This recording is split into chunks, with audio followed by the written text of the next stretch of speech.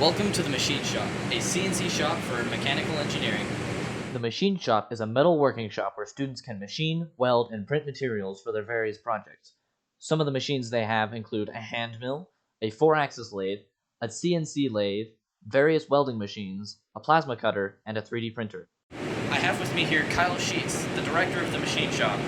Kyle, what is the Machine Shop all about? Machine shop is a good time for the students. It's engineering capstone, engineering lab projects. We do a lot of fun stuff here. Teach them about cutter comp, so you can adjust this to make up the bolt, the nut fit on the bolt. We also do a welding lab with TIG, MIG. We've cut this out on a plasma cutter. This project here was a student took on, this is 18 hours of machining. This is St. George black. He was from St. George. He wanted to make that, and so we did a surfacing lab where he machined that, and it was an 18 hours of machining time. As you can see, the Machine Shop has a lot to offer. The best part?